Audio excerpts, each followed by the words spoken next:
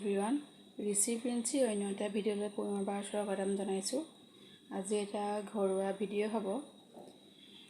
বেলেগ কোনো বিশেষ নাই, ঘৰুৱা এটা ৰেচিপি দিম।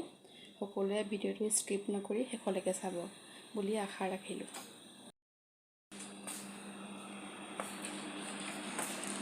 আৰু এয়া পঢ়ি আছে ঋষিয়ে, আৰু প্ৰিন্সিয়ে বিচনাত, টেবুলত নপঢ়ে দেই, বিচনাত এয়া ঋষিয়ে পঢ়ি আছে। হাঁহৰ মাংস পিঁয়াজ দি পিনি মঠি থৈছোঁ, আৰু এয়া কোমোৰা ডাঙৰ ডাঙৰকৈ কাটি লৈছোঁ, আলু, আদা নহৰু বটি লৈছোঁ, তেজপাত দুখিলা আৰু এই পিঁয়াজ। কোমোৰাটো ডাঙৰ ডাঙৰকৈ দিলেহে ভাল লাগে হাঁহৰ মাংসত। ভিডিঅ'টো স্কিপ নকৰাকৈ শেষলৈকে চাই থাকিব। আৰু এয়া হাজবেণ্ডৰ কাৰণে এয়া মাছৰ জহাদৰী আঞ্জা বনাই আছোঁ, কাৰণ তেওঁ হাঁহ মাংস নাখায়। এয়া বনাই আছোঁ, এপিছে মাছ ডাঙৰকৈ আনিছে।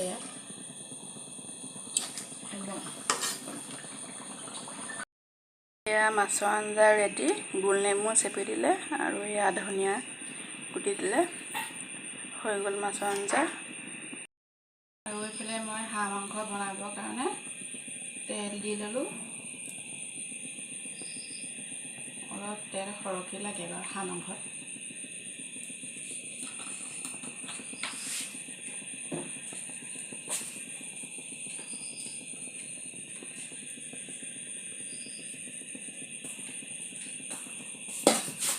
এইখিনি যোগাৰখিনি দেখিছে, কি যোগাৰ কৰি লৈ থৈছিলোঁ প্ৰথমতে। আৰু এইফালে মই হাঁহ মাংস বনাবৰ কাৰণে তেল দি ল'লোঁ। অলপ তেল সৰহকৈ লাগে বাৰু হাঁহ মাংসত।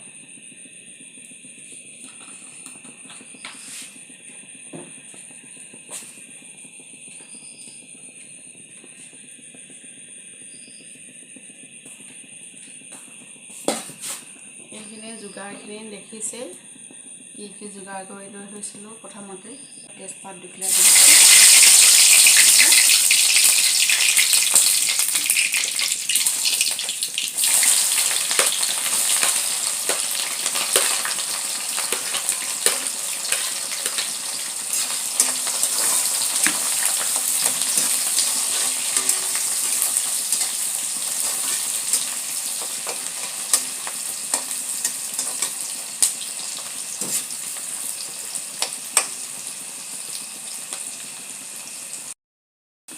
এয়া দেখিছে পিঁয়াজখিনি অলপ ৰঙচুৱা হৈ গ'ল, আৰু এতিয়া মই আদা নহৰু দি দিছোঁ।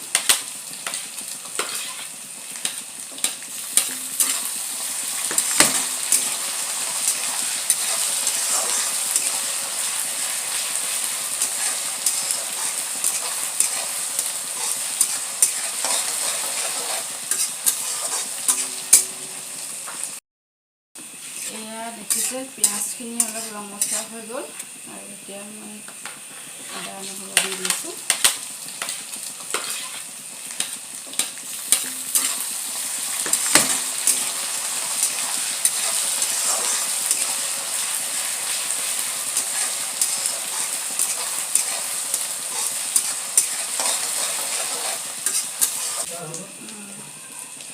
এয়া অলপ নিমখ দি দিছোঁ।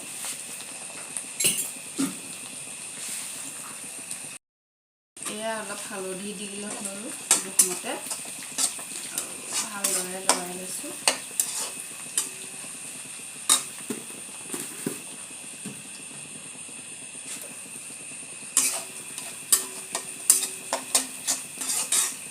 সকলোৱে বনাব জানেই বাৰু, কিন্তু তথাপিও মই দেখুৱাইছোঁ একেবাৰে সহজ পদ্ধতি, গাঁৱলীয়া খানা আৰু হাঁহ কোমোৰা। এইখিনি আধা কেজি মাংস, গাঁৱত কটা নহয় পিছে দেই, এওঁ যোৰহাট গৈছিলে, যোৰহাটৰ পৰাহে অনা।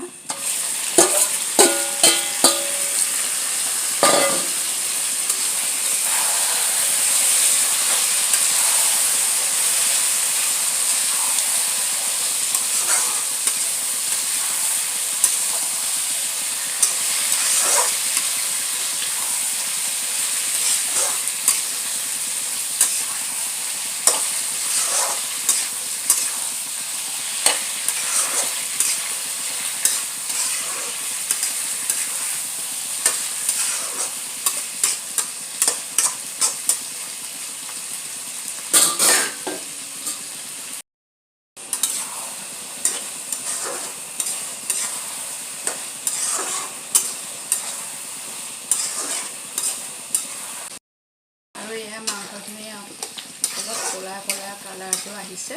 মই এতিয়ালৈকে কিন্তু একো মছলা ব্যৱহাৰ কৰাই নাই। এতিয়া এই আলু আৰু এই কোমোৰা দি দিছোঁ। মাংসতকৈ আকৌ কোমোৰাখিনিহে ভাল লাগে খাই আচলতে। মই সেইকাৰণে কোমোৰাটো অলপ সৰহকৈ দিছোঁ।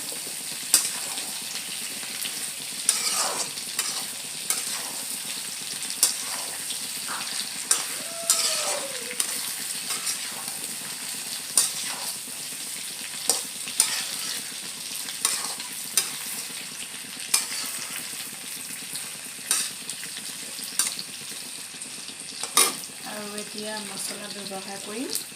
এইটো হাঁহ চাল কোমোৰা মছলা, এইটো তাৰ অলপ দিছোঁ। আৰু ইয়াত ধনিয়া গুড়ি, এয়া অলপ জিৰা, আৰু এয়া অলপ মিট মছলা দিছোঁ।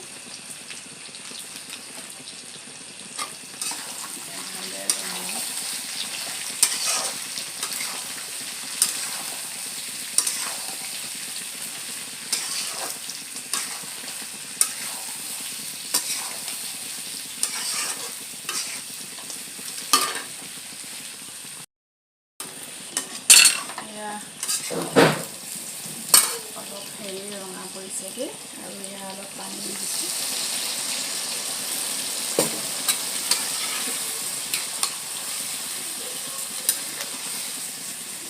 কালাৰটো বহুত ধুনীয়া ওলাইছে।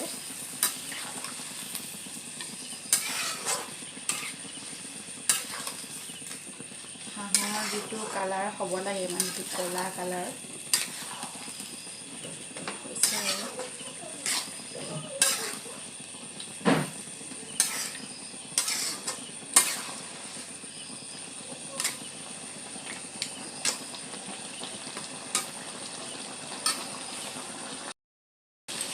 আৰু এয়া চাওকচোন বাৰু, কালাৰটো কি ধুনীয়া হৈছে।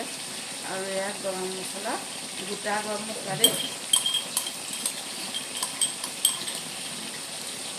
লং, ইলাচি আৰু ডালচেনি ইয়াত দিছোঁ। হাঁহক গৰম মছলা মিলে হাঁহৰ চেণ্টা ওলায়।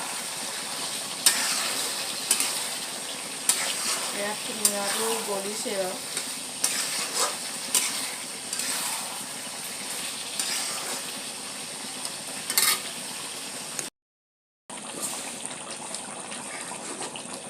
আৰু এয়া হাঁহ মাংস ৰেডি হৈ গ'ল।